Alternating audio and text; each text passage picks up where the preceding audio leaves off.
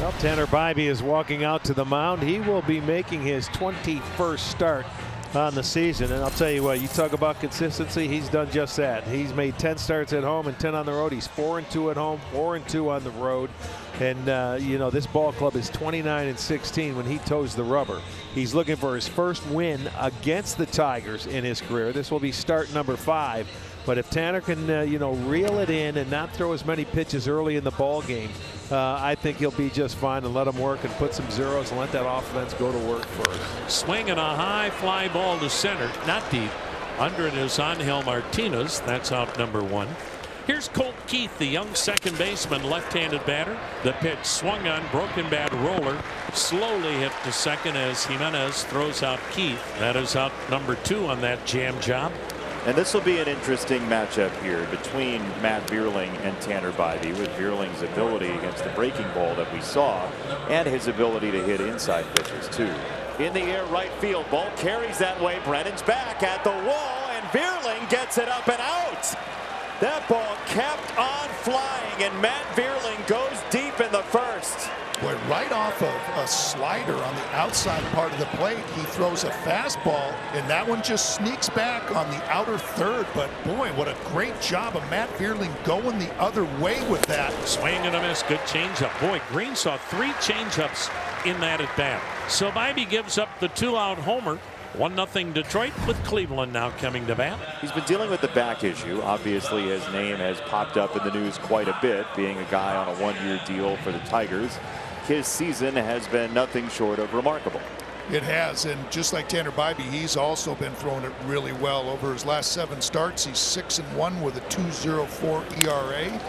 Up the middle, second base. Keith. One gone. The 1-2, swinging a fly ball right center field. That one's deep. Perez is tracking it, though. He'll make a fine running catch onto the warning track in right center. Jose Ramirez batting. He swings and pops up his slider. Jack Flaherty will give way to Carson Kelly, who took aggressive charge of that and made the catch out in front of home plate. Little baby pop-up. He had to be quick. You had a chance to talk to Mark Canha just about what this is like. I mean, this is, everybody's hearing about the trade rumors. Yep. It's that time of year. But here's a guy who's lived it and can help some of the younger players who are the subject of trade rumors kind of go through this. Yeah. Canha waves at Bibee with a good slider. Strikeout number 2. The pitch to him, and he sends one straight up in the air to left center.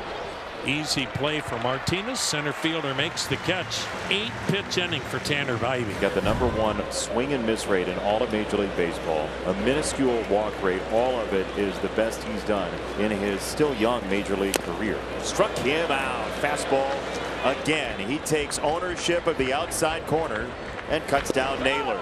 Strike 3 called. Phil Cuzzy gives the bottom of the zone. Noel is out. There he just does not give in. He just keeps pumping good pitch after good pitch. Ground ball up the middle. Big hop as Keith charges to his right.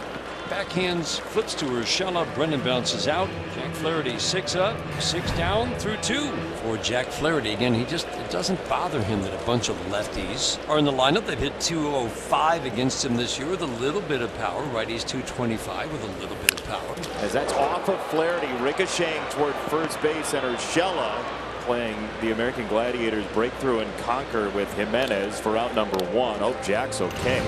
Not too much alarm from that dugout. He just kind of tapped where it hit him. He said, I'm okay. Swinging a pop-up.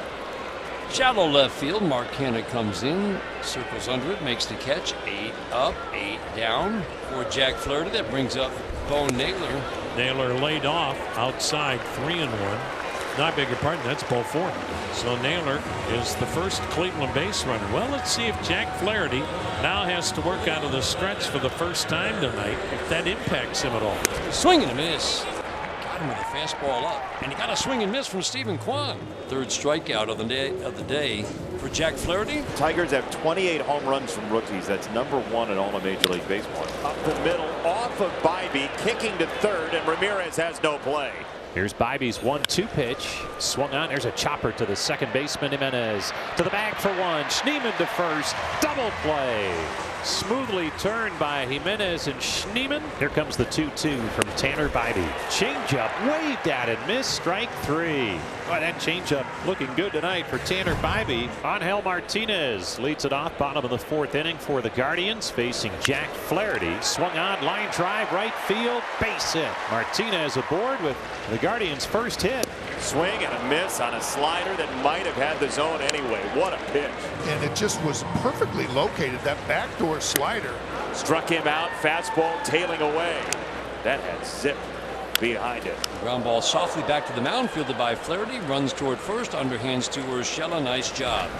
Bibee with a little extra look in at home plate, but now goes back to work with a 3-2 count. The payoff pitch called strike 3. Dropped the changeup in there, and he catches Urshela looking for the 4th strikeout on the night. Jack Flaherty, his fastball placement so good and so detailed. Yet it's sitting right at 92, 93.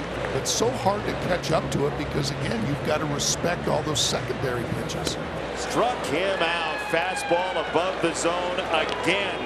And it's that 91, just again, 91 miles an hour at the top of the zone. But it looks like Schneemann is late on that just because of the previous slider and how good it was and everything he had to do to hold up. Bo Naylor bangs it up the gut. He was the first Guardian to reach with a 2-out walk in the 3rd, and now he has the team's 2nd hit of the game. Down low, and it gets away on the catcher Kelly, and that allows the base runner Naylor to move up. He trots into second base. The pitch was down low, but not in the dirt. That should be a pass ball. Well, they call it a wild pitch. Swung on, line drive, base hit, left field. Grounding 3rd, heading for home is Naylor. He will score. And the ball that gets past the catcher comes up big as the Guardians are able to tie the game on the base hit from Stephen Kwan. Now we've got a developing situation. I don't know what it is. I watched him walk out. Cramp. I think he's cramping up because I think you're right. I think look at him. Give him a shot to get in there. He was limping out there. I don't know what happened coming out of off the bench, walking out. I mean, he's been great for 5 innings. They just tie up the ball game. He only has 67 pitches, but I don't think there's any way you can let him continue. No, you can't risk it. Look at voters like this is not happening. No. Guys. I know you want to stay. No, you see, he was talking him in the last time he pitched against Detroit to leave him in, but you know what? He's not going to talk him into staying in. He's going to get somebody out. He's going out, and that's a shame. Well, that's the end of the line for Tanner Bibee. We've got a timeout in the action. Scott Barlow will be coming on to pitch here in inning number 6. Swung on, line to short, and on his knees with a backhanded grab is Schneemann. Hard hit, but a good play by the shortstop. Cleveland, Detroit deadlocked at a run apiece. 2 6-inning starts for Flaherty against the Guardians this year. This is probably the end of the day for him. To right, Wenzel Perez, a busy man in a 1-2-3 inning. It's just almost unfathomable how good this bullpen is day in, day out. That pitch swing and a miss.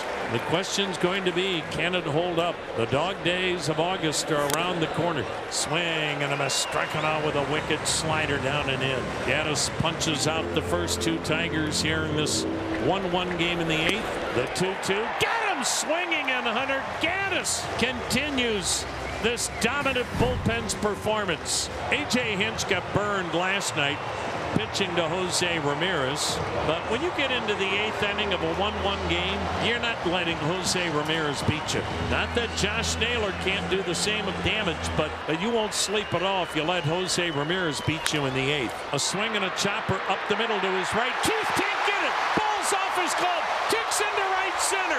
In to score is Naylor. On his way to 3rd, Ramirez. And the Guardians have the lead. 2-1. And it's an RBI single for Naylor. He has now knocked in 72. And the Guardians have the lead 2-1 on the first hit in the inning. On the ground, Baez to first, and Urshela the pick. Clase on to work tonight. His 30 saves leads the league. He is now 2nd on the all-time saves list in team history. Just 10 behind Cody Allen, the all-time franchise record. Naylor with a nice play on the in-between hop. feeds Clase for out number 1. Ring him up inside corner at the knees. Unhittable. Hitters are at a disadvantage when you see 100 right there. You don't pick that ball up, and you don't have much time to begin with. Low ball 4, a rare walk. Clase puts him on. It's only the 6th walk this year, and this is 48th appearance of the season. Tying run at first. Vierling will bat with 2 down. Solo homer to right in the first. Chopper to short. Rocchio backhands, throws to second. Ball game. And the Guardians win a tough one again tonight against Detroit. Boy, what a season series this has been between these two ball clubs. The final tonight, Cleveland 2, Detroit 1.